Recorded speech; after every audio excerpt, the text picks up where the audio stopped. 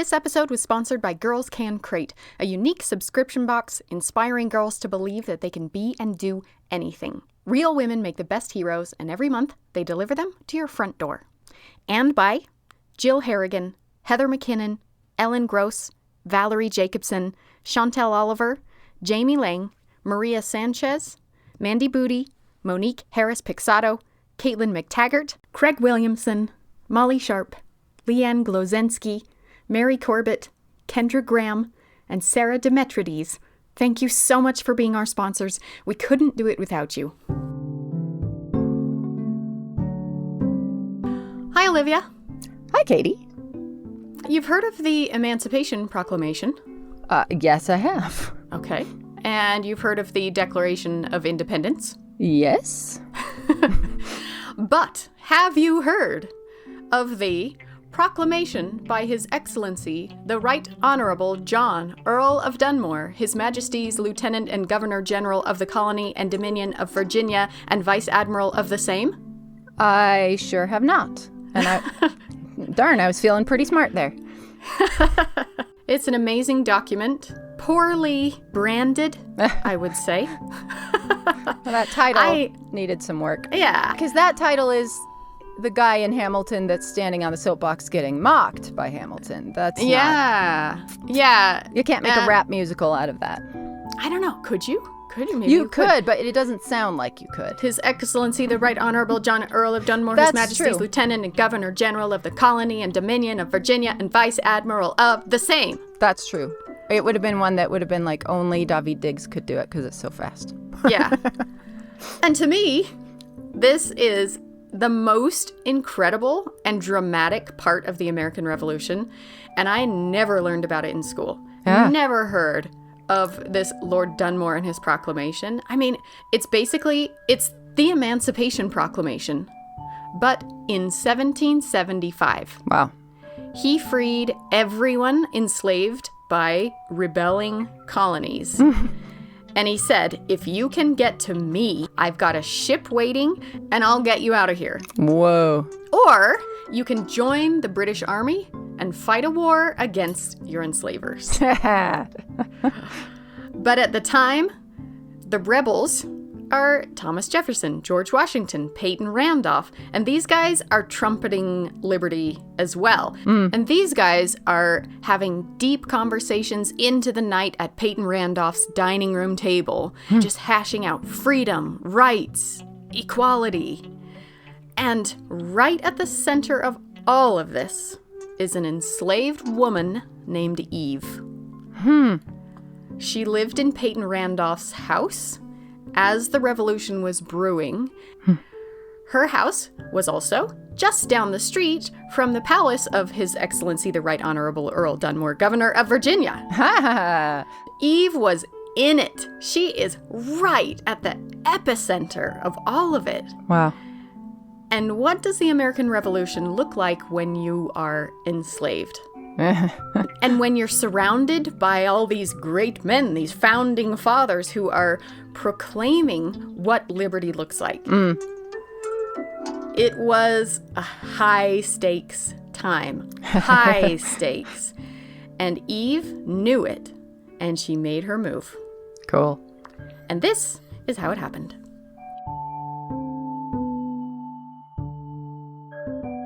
I'm Katie Nelson.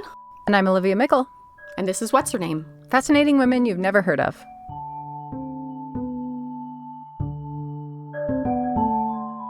I went to the Peyton Randolph house in colonial Williamsburg, and this is the house where it all went down, and I met with Julie Richter.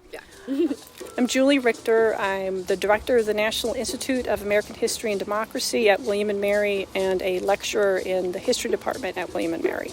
And we run a pre-college program for high school students, and we drive them all around Virginia. And then we have a program for William & Mary students focusing on material culture and public history. And isn't that a dream to study colonial history in Williamsburg? Oh, yeah. It's an amazing place. That's your favorite place. Listeners, if you haven't been there, trust me, just go. Wow. We were smack in the middle of a living history town. You got drummers, passing carriages, wind, birds, the whole shebang. So I apologize in advance for the sound. I've been pondering Eve and everybody else at this site for a long time.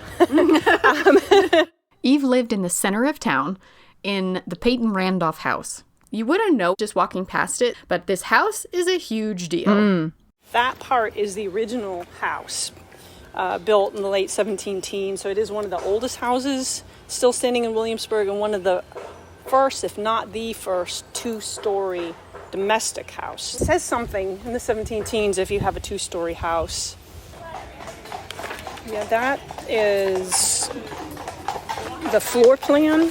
And it used to be, decades ago, that we would highlight such houses because they're the homes of the great men, the founding fathers of America. Right. And this was the home of the great Peyton Randolph. And if you've never heard of him, I hadn't either, which is crazy. History is fickle. Yeah, he was bigger than George Washington. Whoa. He was Speaker of the House of Burgesses. So, again, the most prominent, Virginia-born political leader. Yeah. So he outranked George Washington at this point. Residents of Williamsburg referred to him as the father of our country before George Washington. So yeah, he's a huge, huge deal. But starting about 20 years ago, historical preservation and interpretation has dramatically broadened its lens. And now we're focusing on what can this house tell us about the time and about everyone who lived there. Because this is my absolute favorite place. Really? At Colonial Williamsburg, because of the stories that you can tell with it.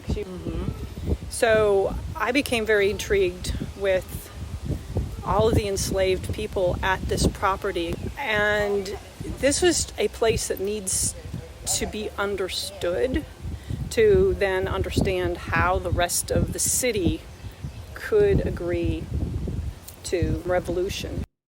What if you got to witness the American Revolution at its birth? What if you got to overhear all the discussions about liberty and freedom? Yeah. But the reason you're witnessing it is because you are enslaved.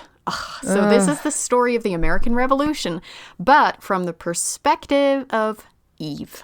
At the time, 52.4% of the population of Williamsburg was enslaved. Jeez. And the painfully ironic thing is, we have lots of records about particular individuals who were enslaved because they were property. Yeah. No records of poor white folks. Right. Tons of records of enslaved folks.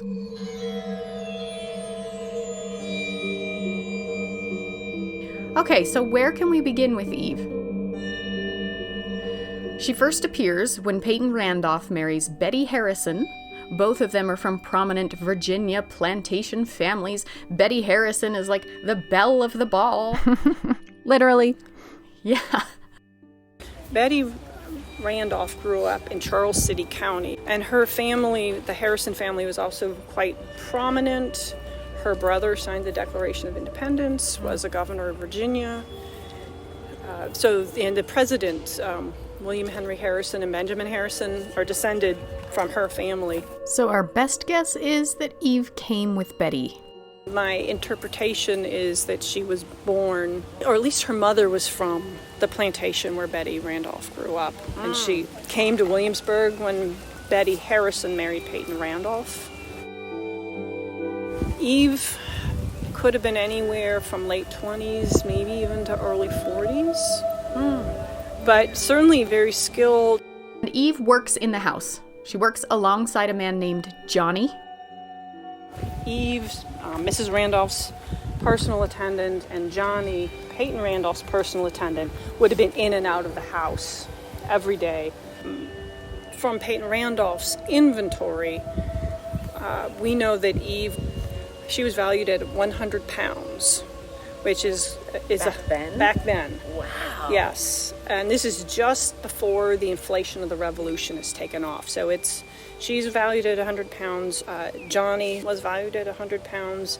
Betty, the enslaved cook, was 100 pounds. So we know she's skilled. She's at the top of the hierarchy of the enslaved community. We have no physical description of Eve, but we do have one of Johnny, thanks to a runaway slave newspaper ad. Gotta love those. Yeah. Johnny was 5'7". He had straight hair, mixed race, gray eyes. And we know that Eve had a son named George. His valuation suggests he's in that 8 to 12 age range. He's listed individually in the inventory, so he's old enough to work, to have some labor assigned to him on a daily basis. Even though they were on the same property, they may not have spent a lot of time together, depending on what Betty Randolph required Eve to do. We don't know who the father is of George, because according to the legal status of slaves, it's irrelevant. Right. Your mother is the only thing that matters. So maybe the father lived nearby. We don't know. We don't know anything.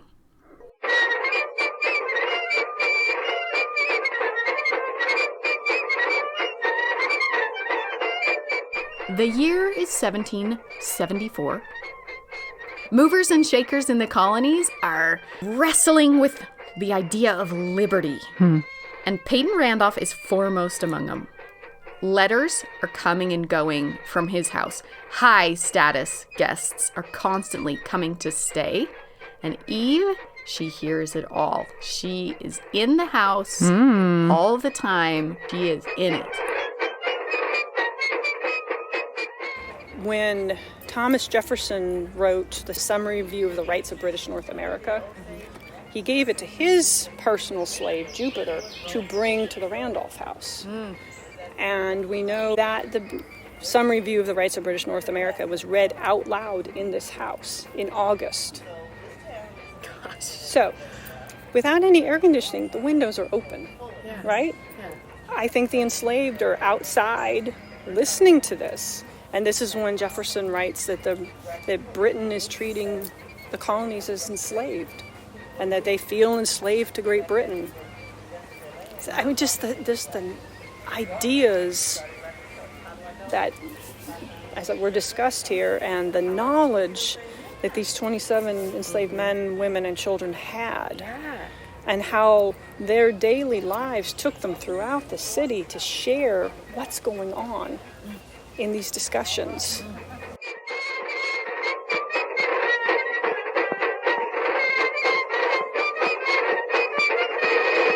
It's highly likely that she could read. Julie Richter thinks she probably even could write. I wouldn't be surprised. I think, but can't prove, that Eve could write and read. Wow. And part of it is you may not want to show that you have this ability. Yeah. His house was a key spot. Politically, before the Revolution, is if the royal governor dissolved the House of Burgesses and said, I don't like what you're doing, go home, a lot of discussions took place right here in this house. So all those letters from the committees of correspondence that would have been sent among the colonies would have been delivered here, not to the capital. These are some big, dangerous ideas. You don't just get up one day and go, I think I'll just have a full-on revolution here, It takes them 13 years after the end of the French and Indian War to actually declare independence. It's a big deal. At any point, overthrowing your government is kind of a big deal. But, in the 18th century, the king is where he is because God put him there at the top of the social order. And the fascinating twist is, as Julie Richter says, enslaved people here at the Peyton Randolph house, they knew way more than most white Virginians did. They knew way more than almost everybody else did. And I think that's part of why I like this place, because it is the story of the Revolution, and how do you decide what it means to you?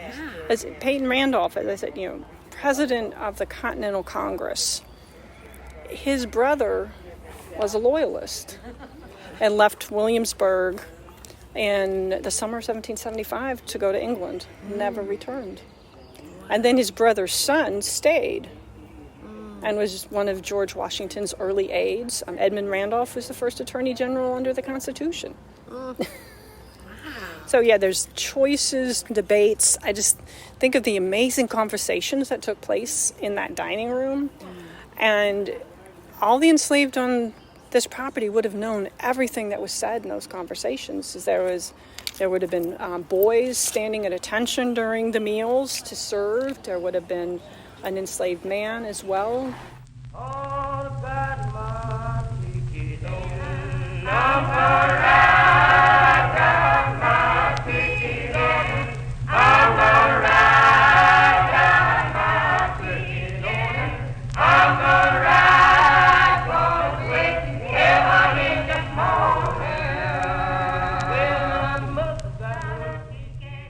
Williamsburg is this place of words. This is, the capital of the colony. This is where all the laws that control every aspect of life are passed. This is where the newspaper is printed.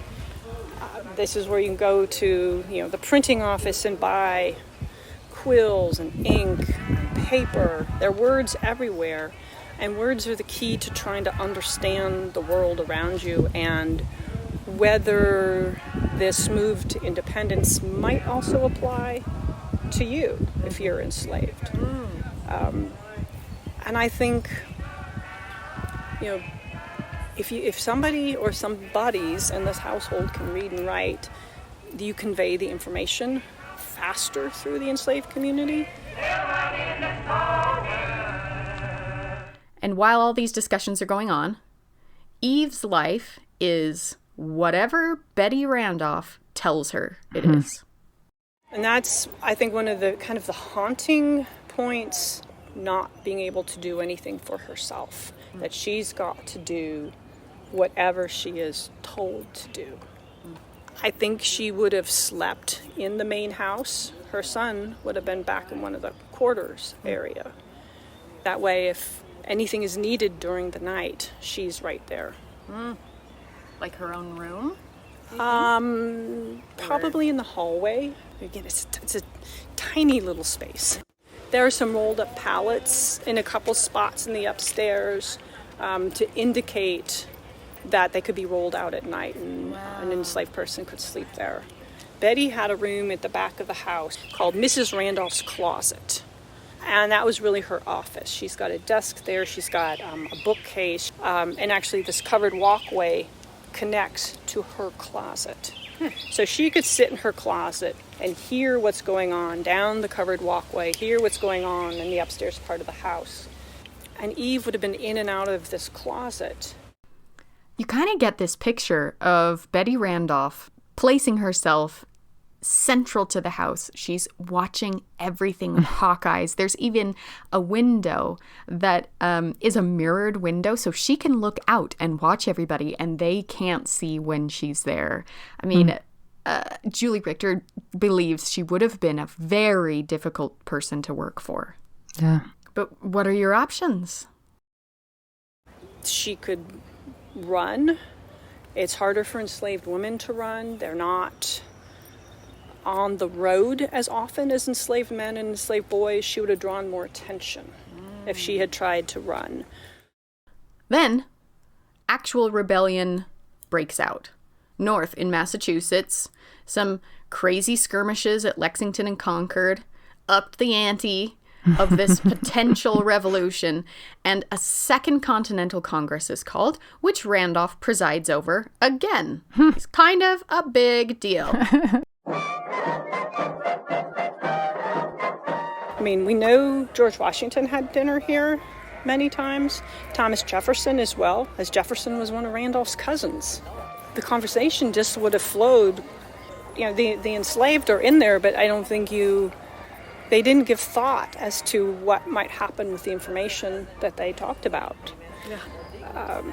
George Wythe, who was Thomas Jefferson's law teacher, had meals here. So anybody who was in the upper leadership of Virginia sorting through what was going on and why was England changing how they were treating Virginia and the other colonies would have been in this space eating. And Then after dinner, they would have gone to this corner room here that was Peyton Randolph's library, and more conversation. So just the ideas that were expressed in this house.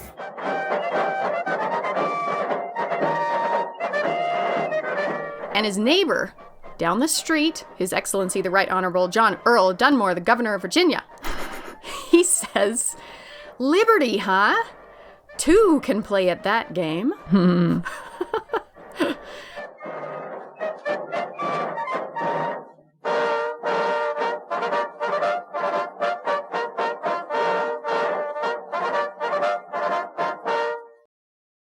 This episode is sponsored by Girls Can Crate. At Girls Can Crate, our mission is to inspire girls to believe that they can be and do anything by celebrating fearless women who have helped make the world better. Girls Can Crate is a unique subscription box. Every crate features an inspiring woman and her own unique story, a 28-page activity book, plus everything you would need to complete 2 or 3 hands-on STEAM activities and more. In addition to the digital subscriptions, if you're on a budget, they have mini mailers and then the full crates, which come out every month. Check them out. They are really amazing. Girls Can Crate, CRATE.com, and enter the code HERNAME, all one word, to get 20% off your first month's crate. Or if you're doing a digital subscription, you'll get a buy one, get one free. Check them out now at Girls Can Crate, CRATE.com. Make sure you use the coupon code HERNAME, all caps, so that they know we sent you.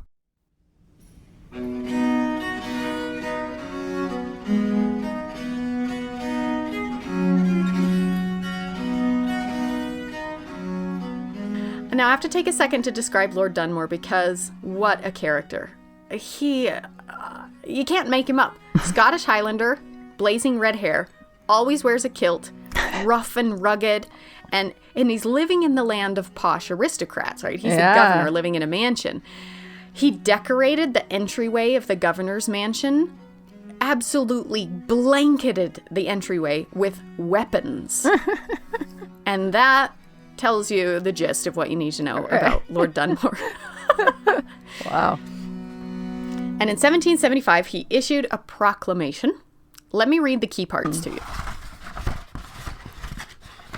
"I do require every person capable of bearing arms to report to His Majesty's standard or be looked upon as traitors. And I do hereby further declare all indentured servants, negroes, and others appertaining to rebels free, that are able and willing to bear arms, they join His Majesty's troops as soon as may be, for the more speedily reducing this colony to a proper sense of their duty to His Majesty's crown and dignity." Wow. It's not that the idea of running to gain your freedom just came to people in November 1775. It's more that there was perhaps a more solid path to being able to actually seize your freedom and then keep it. Some glad morning when the light is over, fly away. So, all of the people there at the Peyton Randolph house who have lived together for their whole lives, they have a choice to make. And I think, once the Randolphs are tucked in for the night, they're going to go back to the further part of the property, the places that, Peyton and Betty Randolph never went. And there are going to be some deep, serious conversations taking place outside. What seems the best path for safety, freedom, a life worth living? I can see really not being sure. I mean, it sounds great, but what if you get caught? What if he gets, removed and suddenly you're shipped to Louisiana? You know? I mean, exactly. Do you even trust him? Yeah. Maybe you just run to him and then he sells you in the Caribbean. Yeah, maybe this crazy guy in a kilt is just making a lot of money, How do you know which way is the best way? Yeah. I can't imagine making those choices. Yeah. In 1775, after he issued this proclamation, Virginia's leaders tried to discredit him And they even have a well-known barber, Caesar Hope. They have him make a statement that he doesn't trust the governor. So there's this undercurrent. If you ran, you had to get to Norfolk, Virginia, which was where Lord Dunmore had ships waiting. Virginia's got a really weird geography that makes it challenging to get to a place on the other side of the James River in the 18th century. So you would have needed probably about 30 miles down to a potential crossing of the James River. It's a difficult trip in the 18th century. Thousands across the South escaped to Lord Dunmore. Wow. But neither Eve nor anyone in her household ran. Maybe they were pinning their hopes on Virginia changing its laws once it gained independence. You know, this community would have known about the discussions down at the Capitol. They knew that once Virginia became independent, they'd have to rewrite all the laws. And maybe they thought, that's our ticket to real freedom.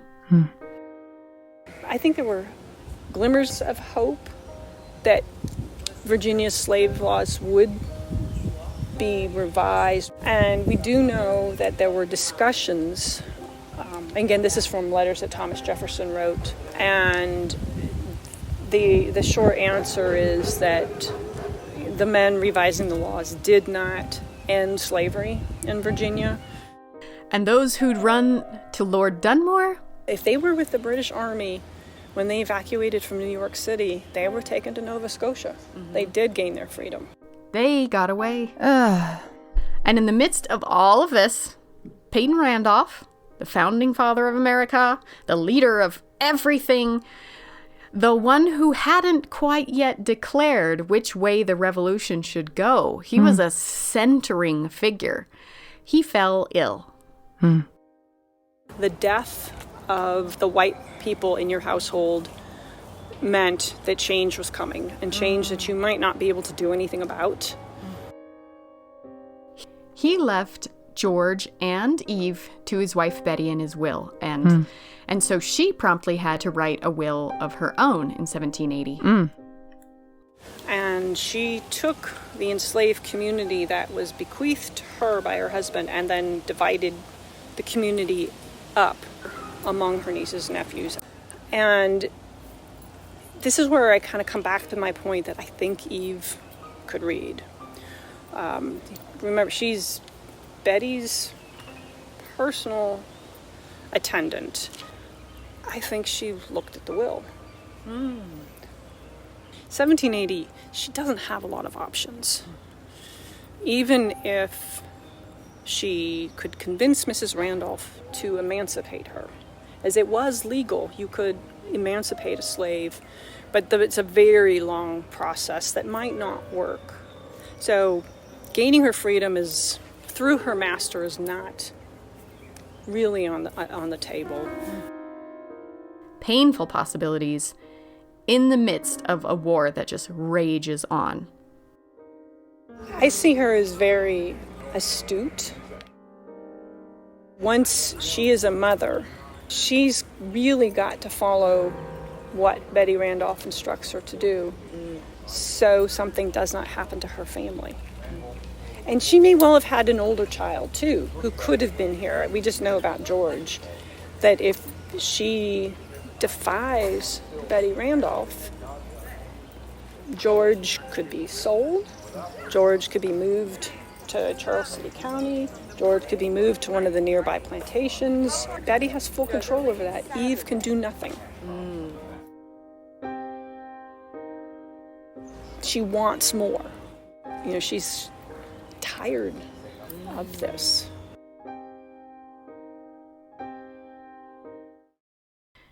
And then, 5 years later, it's 1781, things are looking pretty bad for the rebels, and the British General Cornwallis occupied Williamsburg. Lord Dunmore's declaration still applies. It still is a possibility. In the middle of the war. Yeah.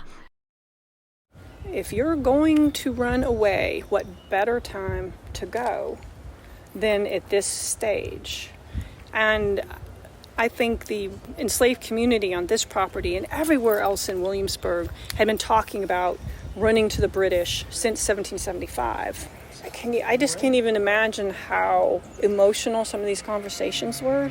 Because if you make this choice, you believe and hope you will succeed, which means you will never see the rest of the people you've lived and labored with. As the British are literally marching down the street in Williamsburg, she's watching and she's thinking hard. She just walked right out the gate.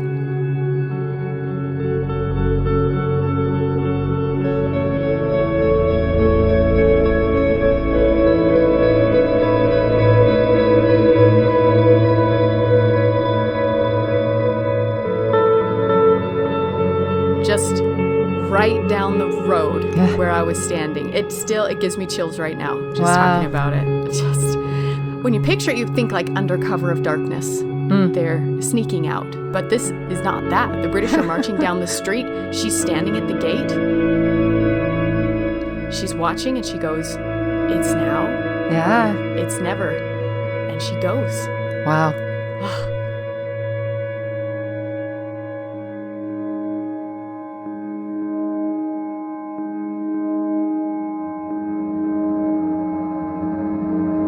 You know, you walk out the back and kind of blend into this group of people at the back of the British Army as they're leaving Williamsburg and heading towards Yorktown.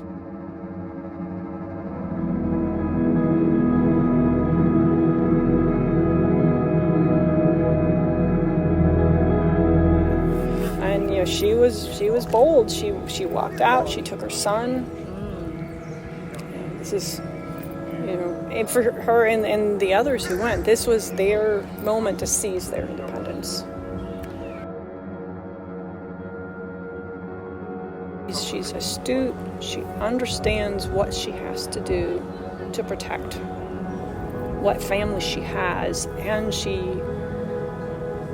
chose, I think, the best opportunity she had to seize her freedom.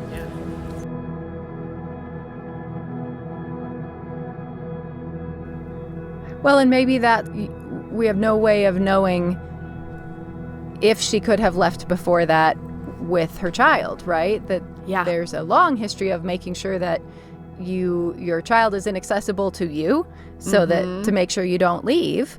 Yeah.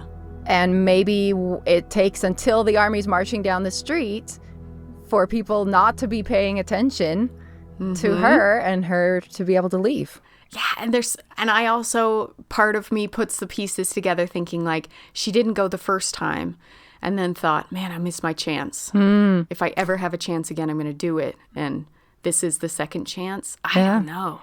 Oh, there's so many pieces I wish we knew. Yeah. Here is a crazy part of the story that we do have evidence of. In Betty Randolph's inventory, like in her household records, in her own handwriting, next to Eve's name in her list of property, next to Eve's name, she wrote, "Gone to the enemy." And George, too, gone to the enemy. Wow. Johnny, Betty the cook. 8 of them ran. Wow. Her phrasing of that, to me, means that she understood that her slaves chose to do this, that they seized their freedom.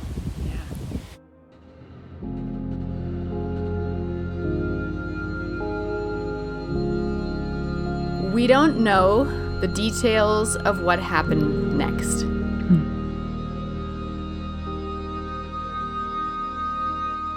They're trying to get to British ships.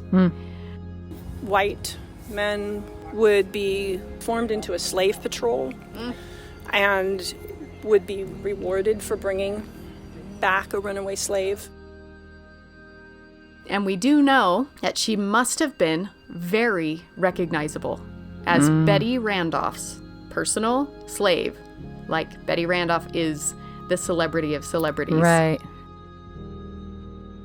It's possible somebody in the Yorktown area recognized her. After all, She was identified and captured. Oh.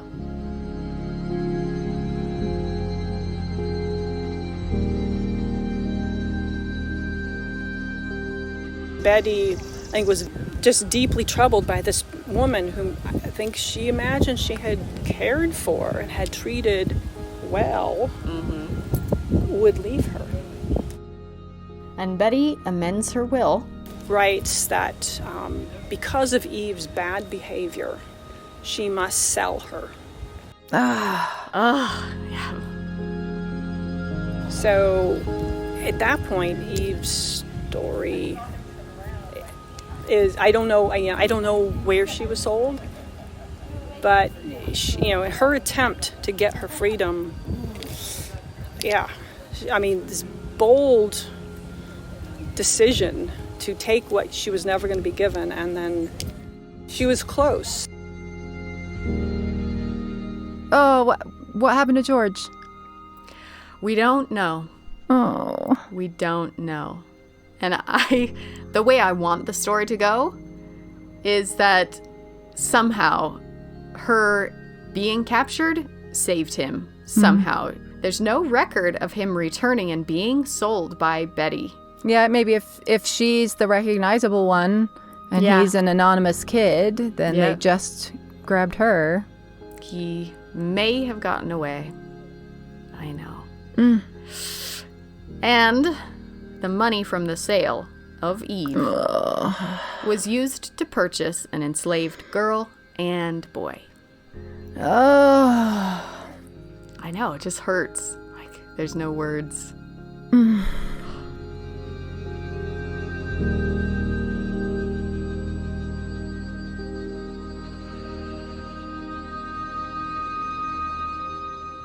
So there's just so much that happened here. What happened to Eve? What happened next? We'll probably never know. But her experience of the American Revolution is so personal, so high stakes, and so wrenching. I'm going to put it at the center of my discussions of the American Revolution in future classes. I mean, she brings it all into a new kind of focus. And to me, her choices were just as brave as any of the founding fathers. Oh, absolutely.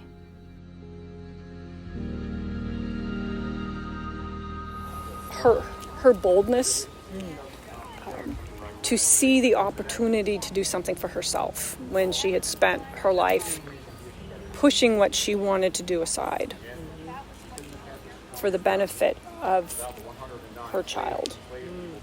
That she finally, she had the opportunity to do something for herself and her child, and she took it.